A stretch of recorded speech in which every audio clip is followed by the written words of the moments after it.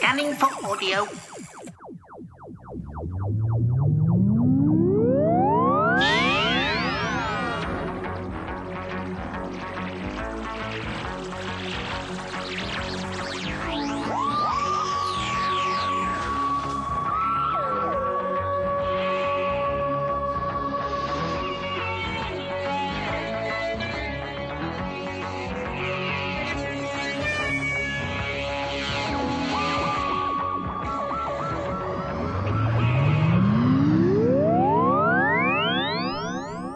Welcome to the Tin Dog Podcast. As you can hear, my voice is not at its best. So before I start sounding like an ice warrior, let's look at State of Decay. It is the time of selection, my lord. Choose well, Habris. Let them be filled with life. It is spirit that the Great One prizes. Yet flesh and blood has its place. I suppose a good place to start, when talking about State of Decay, would be to have a quick look at the blurb that associates itself with the DVD. Here we go. State of Decay. Searching for a way out of E-space, the Doctor and Romana are joined by a young stowaway. Searching for a way out of E-space. The Doctor and Romana, joined by a young stowaway, land on an Earth-like planet. Here the people live in fear of the three who rule. Cruel lords who live in a high tower overlooking their village, suppressing all learning to keep their subjects ignorant and helpless. What chilling secret are these ruthless monarchs concealing?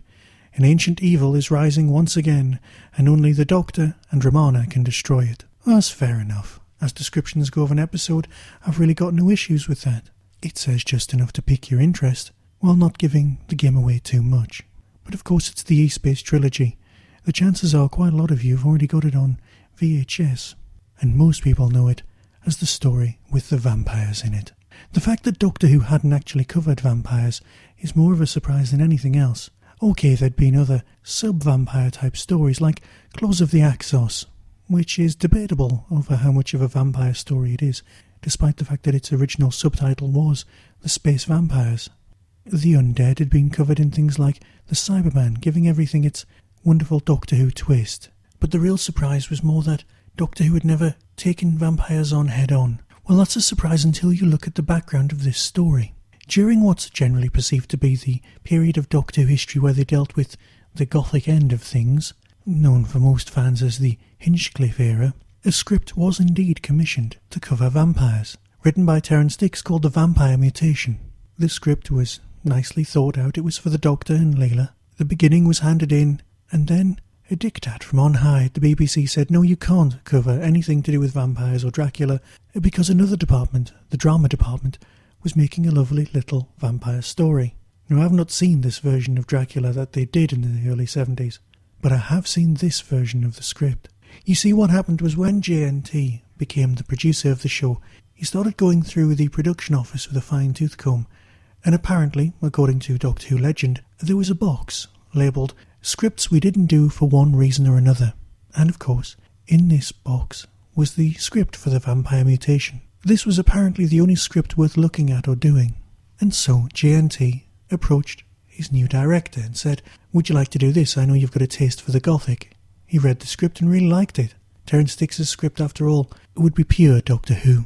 And this is the man who, after all, wrote Brain of Morbius, so he knows his thing or two when it comes to reworking Gothic myths. However, Christopher Hamilton Bidmead didn't quite like the script and set about doing some rewrites. It's well recorded that the relationship between Dicks and Bidmead were never particularly conducive. Well, conducive's the wrong word, because conducive means to make things better for writing, and this is a great piece of writing. So perhaps the slightly fiery relationship that they did have helped the script develop to a level that it probably wasn't going to get to without either of them being at each other's throats. Of course, to describe it as at each other's throats is possibly pushing it a bit. Let's just say they didn't quite get on. The script evolved and was then taken to the director who'd already signed up. Well, this new script had a lot more technobabble in it, and in something almost unknown to the BBC, the director went back to the producer and said, look, I don't want to do this. I want to do the original script. And so the original script was dug out, augmented a little, and then it became the thing we saw before us. The Vampire Mutation was renamed State of Decay. State of Decay, of course, wasn't always the name of the project. It had been bandied around that it could be called the wasting, hence the way that the wasting comes up several times in the story. But as Terrence Dicks pointed out, you don't want to set yourself up for reviewers to be able to rather lazily go things like, people are wasting their time watching this. Never leave yourself open to that much ridicule. Makes sense. And so the Doctor and Romana are wandering through the green-tinted world that is E-Space, trying to find a way out of E-Space and a way home. It's a nice overriding arc, but it does kind of get explained far too much in this storyline. But perhaps that's because we're watching DVDs rather than a weekly episode thing where, to be honest, you kind of needed things explaining a few times, especially if you happen to have missed a story. Doctor Who always did suffer from a whole repetition of plot points, but I guess that's what happens if you used to producing shows that were 7 weeks long. This one's only 4, and it's more than long enough to fulfill a very nice piece of narrative. Like the blurb said, the Doctor and Romana land on a little hamlet of a world with only one village, one tower, and nothing else. Ships seem to crash in E-Space, like the liner in Full Circle. The Hydrax had ended up on this world. Of course we don't find that out for an episode or two. There are always rebels, there's always a gothic world, there's always barkeep, there's always that kind of thing that ends up in every vampire story. As an influence, Dicks had rather used the Hammer horror end of vampire myth than, say, Dracula, or any of those other early 17th and 18th century novels that are more than familiar to anyone else studying Gothic literature. To be fair, I could talk for several hours, and trust me, I really could, on the postmodern narrative structure that makes up Dracula, but that's not why we're here. We're here to discuss State of Decay. State of Decay also marks Adric's first ever appearance in the show. But what's that I hear? You saw him in Full Circle only last week. Well, of course, like many times, the BBC don't make things in order, and this was the first story that was recorded starring Matthew Waterhouse. Here we see the Adric that we'll come to know, love, or even despise in many cases later on. The Adric who turns his back on the people that he's travelling with in order to side with the perceived villains. While I'm on the subject of Adric, I'd like to thank everyone who's emailed me with their opinions about why people hate or don't hate Adric. Anyone who hasn't emailed me yet, I'd quite like them to, because I'd like to cover why we hate Adric in a special Tin Dog podcast in a few weeks, hopefully once my voice is back to normal. So if you have an opinion one way or the other on Adric, please email me and I'll read out the best of them and I'll give you my thoughts in the Adric special. tin-dog.co.uk. Feel free to send MP3s if you're that way inclined. Does that count as a ramble? Perhaps. Tom and Lala were having that well-known falling out phase of their relationship. Apparently they wouldn't even look at each other while filming. None of this comes across in the show. It only comes across on the DVD because they're not that involved in it. Again, Tom doesn't make an appearance, giving other people a chance to be less than polite about the man. Although from an audience point of view, I just couldn't tell. I can't tell that they're falling out. I can't tell that this is part of Tom's last season. It just feels like classic Tom. The Doctor is at his best here. There are some superb scenes, some great dialogue, truly, truly great dialogue. Witty banter between those who rule and the Time Lords is just great. The only thing that may let this show down at all would be some of the model work, and that would be of, say, the Tower, and, of course, the infamous ending scene, which has perhaps the world's worst Doctor Who monster in it. I can't believe that got past any producer. This has one of the single most disappointing Doctor Who monsters at the very end, so don't get your hopes up when you're watching it. But the rest of the journey truly makes up for it. I wouldn't worry too much about the monster at the end. Just settle down for a great ride, and a great reworking of a classic myth. Because let's face it, the Time Lords can regenerate and practically live forever, and what does that make them? Almost vampire-like? Well, that's debatable for a completely another time. Once Doctor Who covered the vampires once, there was nothing to stop them turning up again and again. In spin-off media, you had things like Blood Harvest, again by Terrence Dicks, and the missing adventure novel Goth Opera, written by our Lord and Master Paul Cannell. Now these are sequels. However, there are also other examples of vampires or vampire-like creatures turning up in Doctor Who. The most important in the classic series, of course, is the Haemovores, which is an evolved form of the human race. And that's in The Curse of Fenric. Why, in Smith and Jones, you've got the Plasmavore. which is an old lady with a straw, but still a vampire. And so what do you get on this disc? Well, DVD speaking, of course you get the story with its wonderful little text underneath, and the commentary. This time the commentary is with writer Terence Dicks and with the director, and also with Matthew Waterhouse. Matthew's actually on the form, and it is very, very funny.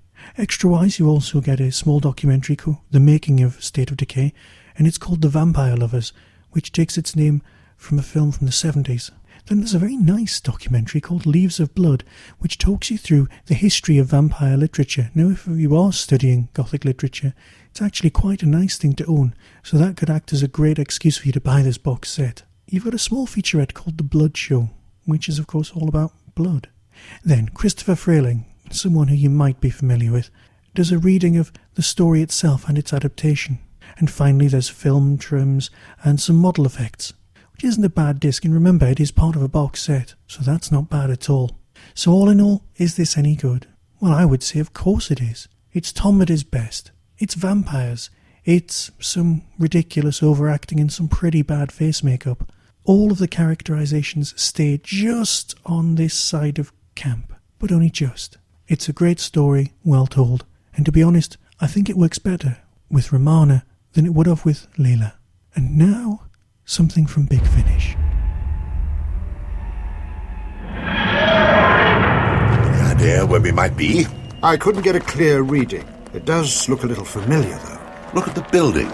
That's battle damage. Where did you come from? Well, I'm from Earth. And I'm not. What are you doing here? We're travelers. Identify yourself and justify your presence, or you will be exterminated! Will you help us? Arm everybody you can. Find anywhere that's clear of Daleks and hold it. We're going to take back the city? Piece by piece. Threats to the Order of Skaro will be eliminated. Let's give them multiple targets on the ground. Crisscross this alley when they turn into it and instruct your people to concentrate their fire on one of them. This Dalek must be destroyed! I cannot permit this. It cannot be, Davros! I can't believe they're squabbling and fighting each other like this. Forward defense outpost destroyed. 23 Daleks dead. What's that? Some kind of spaceship. Now who on earth's that? Skaro will be turned inside out when we have finished with it. They are the Quot. They are in opposition to both Daleks and thralls. A good start might be to forge an alliance with the Daleks. That is impossible. Well, maybe it is, but we're still giving it a whirl. They're coming in fast, Alistair. I know. The other two sources are going to take them on. We're taking the scenic route to the Dalek City. We're relying on updates from you to time the train's arrival. We'll keep you posted as far as we can. We are not prepared. The civil conflict must cease, or we will be defeated. Who are you? I'm the Doctor. Moving on from the Fourth Doctor's time, I'd like to talk about some Big Finish audio as well, one particularly. I'm going to try, in this year of the drought, to cover Big Finish at least once per Tin Dog podcast. Now, I'm an enormous fan of Big Finish, which is perfectly acceptable behaviour if you ask me, and I'm a gigantic fan of the spin-off series called Unbound. I might need to explain Unbound to some people who may not have heard of it. Now, as we know with the ordinary Big Finish range, Doctors 5, 6, 7 and 8 are available to have wonderful adventures which all fit into the nice gaps left by the narrative of the TV series. It's all the original actors, and many of the stories are an even higher quality standard than the current TV stories. They're written with the classic series in mind, so they do feel as though they fit in with that continuity absolutely perfectly. For example, the Sixth Doctor has a massive range and has some new companions. Now, most of those stories fit into the gap in between Story 2 and Story 3 of Trial of a Time Lord, because Story 3, of course, is set some point in the future. So his companions go along the lines of Perry, then we lose Perry, and we get the incredible Maggie Stables playing Evelyn Smythe, and then after Evelyn, we have Charlotte Pollard. Yeah, that would be very confusing, and we can come back to that another time. And then after Charlotte, we have Mel. And that's how things stand at the moment. but I'm sure as time goes by and other people join the cast, it'll become even more confusing. Now that's standard Big Finish. Nice stories slotting into the gaps. But now we have Unbound. Unbound was a spin-off series of audios dealing with the sort of what-if Doctor Who aspects. We had an alternative First Doctor who'd never left Gallifrey, there played by Geoffrey Belden. We had an alternative Third Doctor, played by David Warner, who had arrived on Earth rather than in the early Unit era, but in 1996, a long time after Unit. Now that story's called Sympathy for the Devil, and the reason I'm talking about that one now is because the story I'm covering today is actually a sequel to Sympathy for the Devil. Rule Britannia, Britannia rules the slave. People in high places don't like my attitude. They've dumped me somewhere I can't do any harm, and they've taken away my means of escape. Where were you when I needed you, eh? I was supposed to arrive earlier, much earlier. It's 1997. I'm years out. You wouldn't believe some of the things I saw. I mean, plastic robots trying to take over the world. I ask you. I've obviously missed out on a lot of developments. Lucky you. Some of us have to live through them. Well, I'm here now. I'm stuck here now. The Chinese stealth plane crashes in Hong Kong the day before the handover. That falls under unit jurisdiction. Good. You're old friends. No. My worst enemy. You saw the red star on that thing? It's a communist plane. And as of midnight tomorrow, they're in charge. As of midnight tomorrow, the Chinese can move their whole army over the border and nobody can stop them. This, you great big honourable discharge, is General Curler, political officer with the People's Liberation Army. We are all what our actions make us. What we do makes what we are. An Englishman's home is his castle. Trespassers will be shot. It is best to bend like bamboo in the wind. That rather depends on the wind. It's worse than I thought.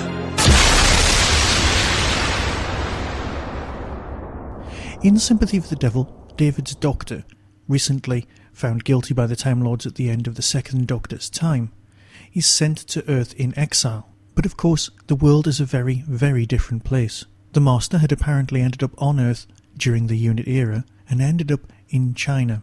Many of the storylines which had happened during that period, i.e. during the Pertwee time, had taken place, but without the Doctor being around, and Unit had floundered. The character of the Brigadier hadn't done particularly well out of all of this, and had ended up retired and running a bar in Hong Kong. This story is also worthy of note because it's got a little-known Scottish actor called somebody Tennant, playing a unit commander. It's one of the best spin-off series and so worth tracking down, and it was with that in mind that I really was looking forward to this story. David Warner is one of the best actors never to play the Doctor on TV, and it is a well-known fact that Russell does say that after Christopher Eccleston's time and the beginning of David Tennant's time, they have to hire a younger actor to play the part, because if they'd hired David Warner, they would have killed him. Now, I know David's getting on in years and is well known to most people around the world as the photographer in the Omen films, or to me as the ultimate evil in Time Bandits.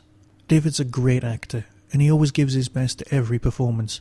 I know he's also done other work for Big Finish, like the early Sapphire and Steel stories, but here David is a superb Third Doctor. With the Unbound range, old school fans like to play the games of what is that referring to, what's happened, how have we ended up at this point, what has deviated from the original perceived Doctor Who history. For example, in Sympathy for the Devil, you were kind of sitting there wondering what happened to the Silurian storyline. Were the Silurians ever woken up? Without the Doctor, what is different? And that's the sort of game we love to play as old school Doctor Who fans. And so when you're listening to something that's got David Warner as the Doctor, the Brigadier as his companion, and Davros on the front of the CD box, you know you'll be seeing spot the continuity link quite early on. And there are continuity links in this story.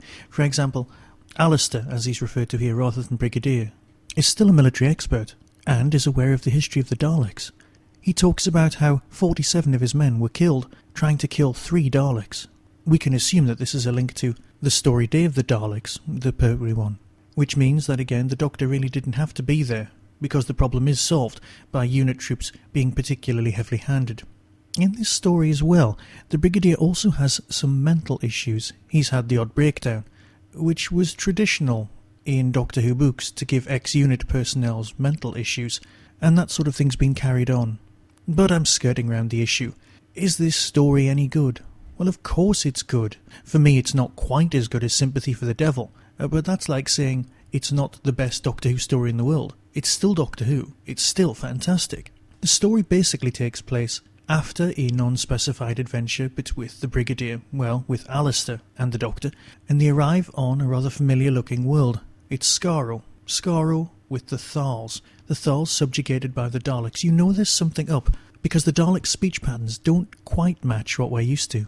They're a lot more familiar with the early Daleks. And I know with this bad voice at the moment, I'm sounding more and more Davros-like with every passing moment, so excuse me for that. The title of the first David Warner story was of course Sympathy for the Devil, which came from the Rolling Stones song. This title also comes from a song title, Masters of War, and it reminded me very much also of a different song, New Model Army lyrics, and the lyrics go along the lines of rewritten history in a fictional past. We're very, very familiar with the fictional past of the Daleks.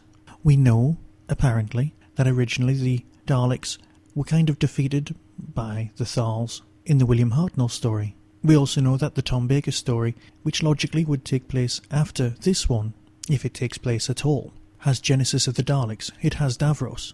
Now the first, second and third Doctors were unfamiliar with the existence of Davros at any point. After all, they'd not been sent there until they become the fourth Doctor. This David Warner Doctor has to experience Davros for the first time. It has parallels with Genesis of the Daleks. You get a completely new, rewritten history of the Daleks. Yet another one. Now obviously this one isn't canon or acceptable, or should even be looked at in any great depth. But it does make logical sense because it's one of the Unbounds. All Unbounds exist with their own logic. In this story, Davros has had many attempts to try and create Daleks.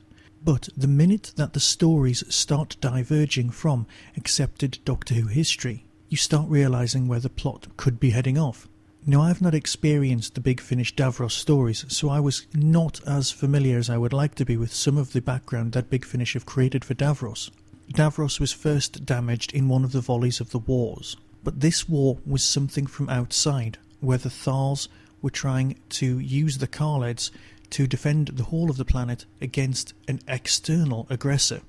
This external aggressor starts setting alarm bells off, and then later on, when some aliens turn up, who admittedly aren't Big Finish's greatest creations, the Quench, or Quelch, or Quotch, that's it, the Quotch, you kind of start putting two and two together. But that doesn't distract from the larger narrative. There are some fantastic moments, some great lines, truly, truly quotable. But it is the Quotch who let the story down just a little bit for me. Ethereal beings talk a lot like that for no reason. And then, of course, every so often they wander into Thermion from that ever-popular Star Trek Mickey Take Galaxy Quest. You must talk like this for no reason. We are Thermions from the Klaatu Nebula. And so on. The Quotch are not great aliens, but that's not really that bad. Having Davros taking on Daleks is always a nice bit. It's a great bit of drama. It's always worth looking at. So if you enjoyed Sympathy for the Devil, then I'd consider getting this.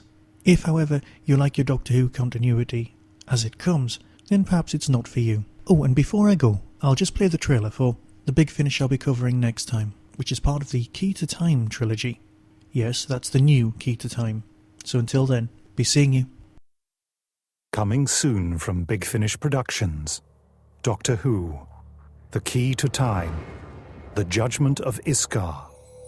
The Key to Time is a perfect cube which maintains the equilibrium of time itself. When its 6 crystal segments are assembled, it can stop and start the universe.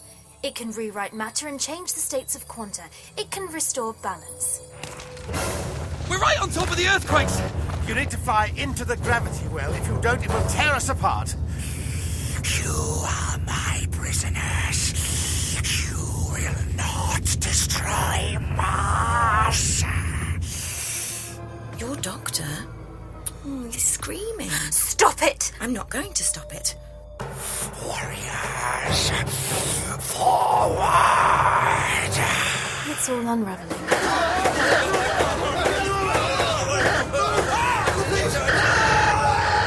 Doctor, the Ice Warriors are pushing forward. They just got bigger guns. If one of you opens fire, I will snap the Doctor's neck.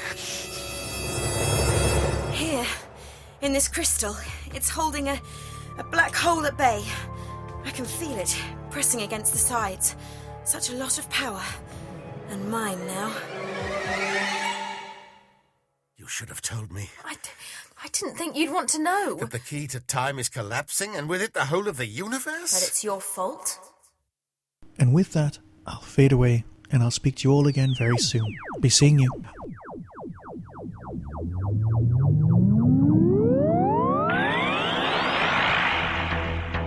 You have been listening to the Tin Dog Podcast. Doctor Who and its associated shows are all trademark of the BBC. No infringement is intended. Contact us at tin-dog@hotmail.co.uk.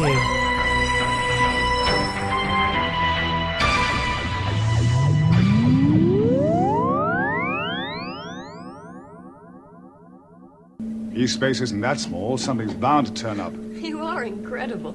Yes, I suppose I am. I've never given it much thought.